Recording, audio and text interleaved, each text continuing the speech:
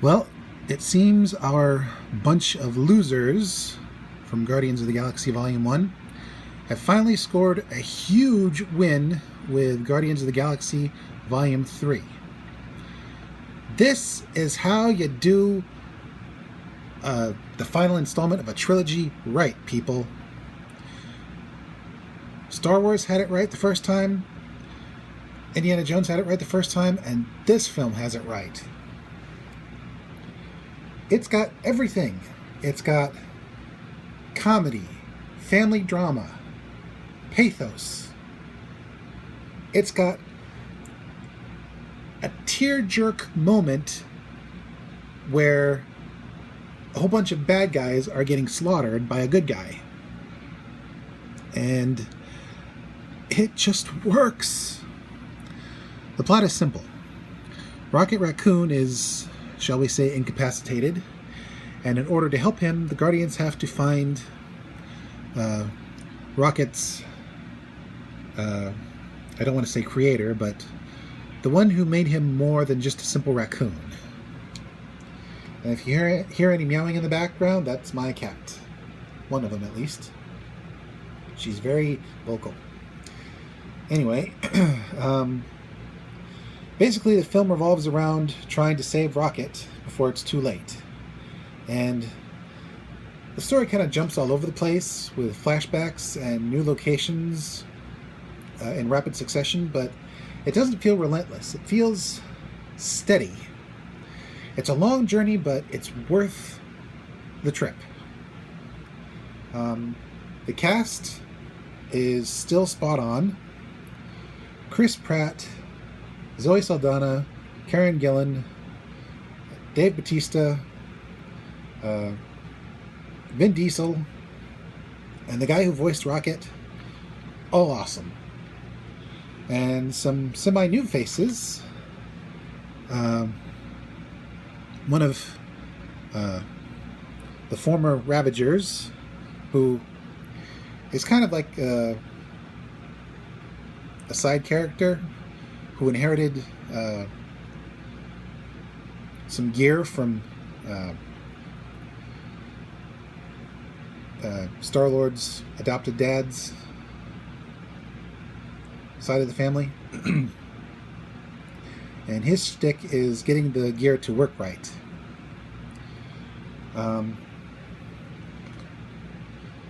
Meanwhile,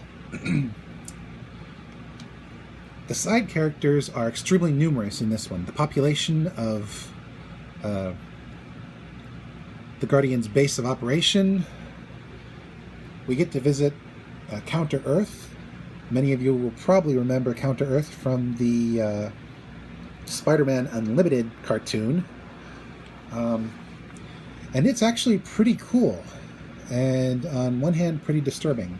I won't go into too many spoilers, but let's just say this film does not shy away from shock value. But it works. Now let's talk the villain. The High Evolutionary. Wait, High Evolutionary? Hi, Evolutionary? Yeah, I always make that joke when someone says hi something. You got to. This guy, I would call him a mix of Dr. Moreau, Dr. Mengele, and Hitler. This guy is utterly despicable, and the actor who plays him does not hold back. He wants to come off as this benevolent deity figure for his quote-unquote children, but really he's a butcher who doesn't care about the lives he snuffs out or the lives he ruins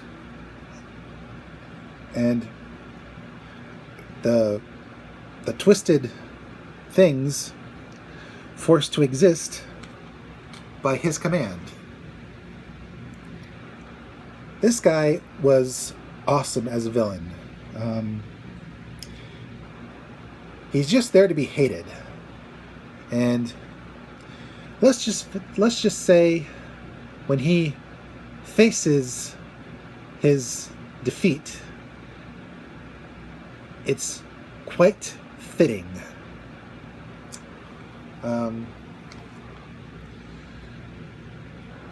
As for the special effects, awesome.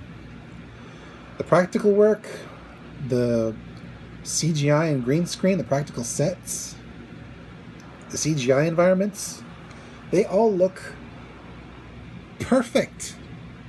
There's this one scene where two CGI characters are hugging, and I could believe that the one CGI character is 100% there. And the other character is like 90% there. It actually involves the other tearjerker moment, which I'm not going to spoil, but let's just say they're both tearjerker moments. You'll know them when you see them. Although other scenes might tearjerk you instead of me.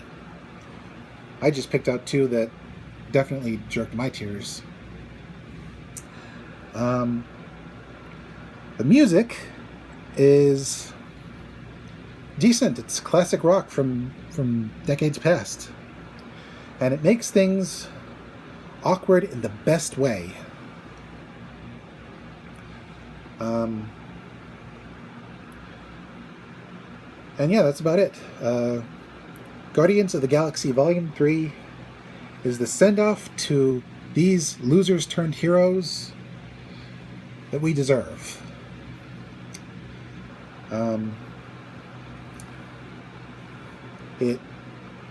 It delves deeper into the characters than we've ever delved before. It's a perfect send-off for everybody, but it makes you want more. It leaves you wanting more. And thanks to appearances in other Marvel movies, yeah, the Guardians will most likely return. Because there's a lot of music out there and a lot of dance to do, and honestly, I want to see where these characters can take us. To literal infinity and beyond. This is Mr. J signing out and reminding you, families are always dysfunctional, but that's what makes them perfect. The lack of perfection. True utopia is one that has its warts and underbelly intact. It might not be the most peaceful or perfect, but if you want peace, you'll have to settle for a cemetery, because true utopia is kind of noisy.